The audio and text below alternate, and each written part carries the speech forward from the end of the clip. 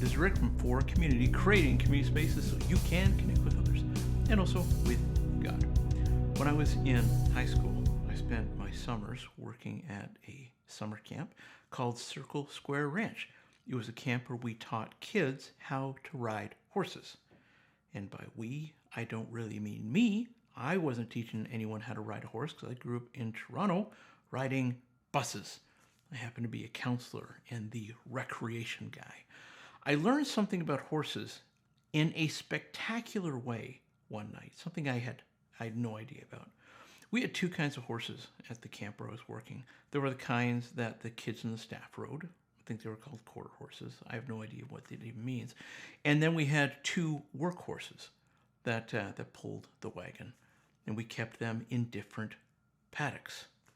Well, one night, I have no idea what happened. One night, the two work horses managed to get out of their paddock, their big grassy area where they spent time when they weren't sort of on call, and they went into the larger population of horses, the kind that the kids and the staff rode.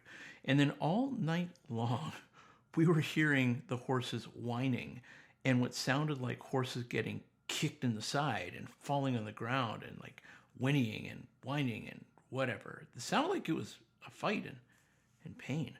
In the morning, we figured out what happened. The two work horses got in, and then they began to show the other horses that they were at the top of the pecking order. Horses have a pecking order, and the horses at the top of the pecking order get to drink first, get to eat first, get to walk where they want to first. And when these two larger horses came in, the ones at the top of the pecking order from the riding horses, they wanted to show these two horses who were the bosses, and the big horses weren't having it. And so a new pecking order was created that night. It took the whole night for the pecking order to be established, and by the time the morning had come, there was peace in the paddock, and everybody knew that at the top of the food chain, top of the pecking order, were these two workhorses. Okay, that's a really easy story compared to how you and I may personally experience this. We have pecking orders in almost all of our life. You know, at work, for example, some people get preference for vacation and time off or promotions over others. In our families, maybe mom and dad spend more money on the youngest child or on one child over another. Maybe one is punished more. Maybe the older sibling is the bully.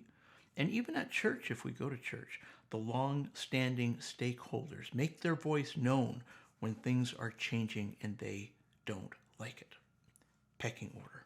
What about you? Where have you noticed a pecking order in one of your social or professional contexts? And how have you seen it sort itself out? If you got a story, if you've got an example, and you're watching with someone, please pause the video and share whatever it is you have to share about this. This video is based on my interpretation of James chapter 2, verses 1 through 9. In this text, we learn something about the presence of pecking orders among groups of people. James chapter 2, verses 1 through 9. My dear brothers and sisters, how can you claim to have faith in our glorious Lord Jesus Christ if you favor some people over others? For example, suppose someone comes into your meeting dressed in fancy clothes and expensive jewelry, and another comes in who is poor and dressed in dirty clothes. If you give special attention and a good seat to the rich person, but you say to the poor one, you can stand over there, or else sit on the floor, well, doesn't this discrimination show that your judgments are guided by evil motives? Listen to me, dear brothers and sisters. Hasn't God chosen the poor in the world to be rich in faith? Aren't they the ones who will inherit the kingdom he promised to those who love him? But you dishonor the poor. Isn't it the rich who oppress you and drag you into court? Aren't they the ones who slandered Jesus Christ, whose noble name you bear? Yes, indeed, it is good when you obey the royal law as found in scriptures, love your neighbor as yourself. But if you favor some people over others, you are committing a sin. You are guilty of breaking the law. Here's the point that I'm going to try to make in this video. Competency doesn't increase or diminish the value of a person. We see pecking orders all through life in our different settings, in our social setting, in our work setting, in our family setting. We see it all over the place. The reality is, though, we are all equals in our personhood. Our competencies are very different, but we are all equal as people. This text has something to share with us about the way that we treat each other.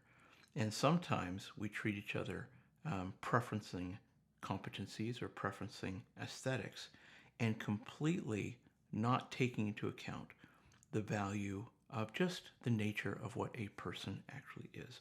So I've got two thoughts about this text. First, a thought about clarity, because frankly, some of this text really confuses me if I don't give a clarity. So I'm going to share with you how I've cleared up this text so it makes sense to me.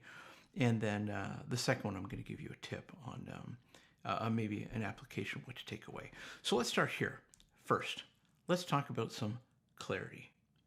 How can you claim to have faith in our glorious Lord Jesus Christ if you favor some people over others? And one time when I was pastoring a more conventional church in a building, I was a senior pastor, I had a team around me, and I had this intern this one time that I brought into the church. And part of his program as an intern, and I signed up for it, I signed and said, yes, I'll do this, is he needed an opportunity to preach on a Sunday morning. He sold me on the idea that he knew what he was doing. He sold me on the idea that part of the program in his college that he was going to was that they trained him how to preach, and he was ready and he could just deliver something because he knew what he was doing. And I tell you, I was a really, really busy guy. I was the senior pastor of a church with not a lot of staff. So I'm like, I had to do everything. So I'm like, yes, if you know how to preach, if the college taught you, if you have the competency, and I signed the line, you go for it. I didn't really like the idea, but I was so busy. I treated him as though we were equals from a certain point of view. My mistake.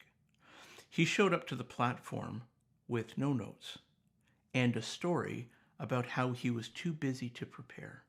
And he opened the Bible and read something and then just made some stuff up on the spot. And I was so very angry. But ultimately, it was actually my fault. He and I weren't actually equals from a certain point of view. I tried to treat him as an equal partner in ministry. I tried to treat him as though we were equal in terms of competency. But we weren't equals in terms of competency. He was a student who needed some guidance, and I dropped the ball. Lesson learned and mistake I've never repeated again. Here's the point that I want to make in terms of clarity over this text. Quality and competency or capacity, they're very different. Qualitatively, we are all equal in our personhood. There's nothing that you or I could do to increase or diminish our value as a person. We're all equal in our personhood. Money, mental health, physical limitations do nothing to impact that value that we all have as persons. So it's in this light that this passage makes sense to me, because I'm pretty sure that's the direction this passage is taken. However, when talking about spiritual gifts, natural strengths, specific learned skills, competency, it makes absolutely no sense. Of course, I'm going to preference a pilot to fly a plane over someone who captains a ship. Of course, I'm going to preference a pastor to teach the Bible over a paleontologist. Of course, education and experience matters. And Paul is really clear that we're talking from James. I'm going to draw on another book that Paul wrote in 1 Corinthians, that people need to be mindful of their limitations by working within their strengths, or working within their skill sets or gifts, natural talents, rather than attempting to go beyond their capacity and do things that others are better suited for. This text is not addressing the essential limitations that come with competency and capacity. It's addressing personhood. and acceptance into the social community of, namely, the church. Socially speaking, we are all brothers and sisters at the same level under God, our Father. There's no rank among the siblings. Socially speaking, we're all equal. When it involves cake and ice cream in an afternoon social after some kind of church service, well, the lawyer and the entrepreneur and the toddler are all equally qualified to partake in the ice cream and to sit side by side and to pray and to stack chairs and to serve. This doesn't have capacity and competency in mind when talking about how we're to treat each other. It's talking about our connectedness as spiritual siblings. Our education, our level of income, the way we dress and speak, how many kids we do or don't have, none of that influences a pecking order among siblings who are all under God. Socially speaking, within the community of Jesus followers, we are all equal. Different levels of competency and capacity, but in terms of our personhood, we're all equal. So here's the point of clarity. You and I need to be treated equally in terms of our humanity. We need to treat others equally in terms of our humanity. However, we're not to be treated as though we all have the same competency, capacity, experience, education, ability. No way. If you're not a plumber, I'm not treating you the same way I treat a plumber when my hot water tank starts leaking.